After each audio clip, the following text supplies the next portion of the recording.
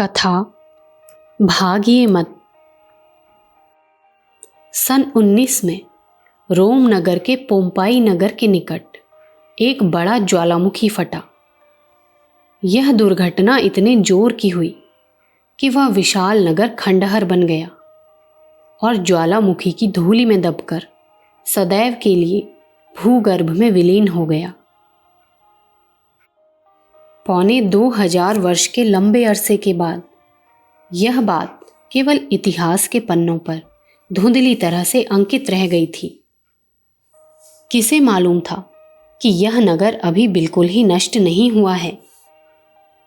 भूतत्ववेत्ताओं ने उन टीलों को खोदा तो उसमें से प्राचीन गौरव की साक्षी देता हुआ भग्नावशेष एक सुंदर नगर निकल आया। उस समय भूकंप से बचे हुए निवासियों ने अपनी विपत्ति के कुछ संस्मरण लिखे थे जो अब तक सुरक्षित हैं। उनमें लिखा है कि जब भूकंप के धड़ाके हुए तो लोग भागने लगे, जिसे जहां बन पड़ा भागा। कुछ बच गए, कुछ मर गए। भागने वालों में से कुछ ने राजद्वार के प्रहरी से कहा, चलो तुम भी भाग चलो।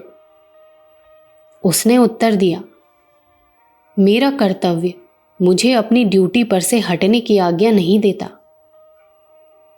वह अपना चपरास पहने हुए जहां का तहां खड़ा रहा और उस महान नगर के साथ समाधिमग्न हो गया।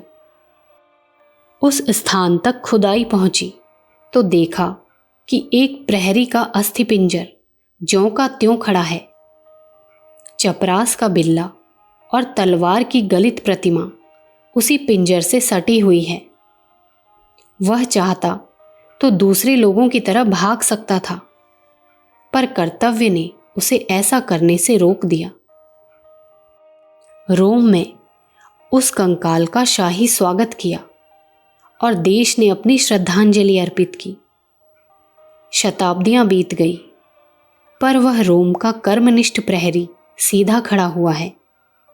दर्शकों को वह कंकाल उपदेश देता है कि भागिए मत, अपने कर्तव्य स्थल पर खड़े रहिए, क्योंकि मनुष्य का गौरव इसी में सन्निहित है।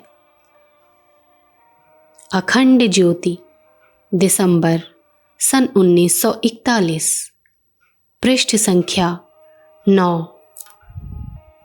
With best wishes from Lions Club of Pune Ganeshkhind. विचार, lions club of Pune Ganeshkhind के यूट्यूब चैनल को सब्सक्राइब करें और अगले वीडियोस पाने के लिए बेल आइकन दबाइए। धन्यवाद।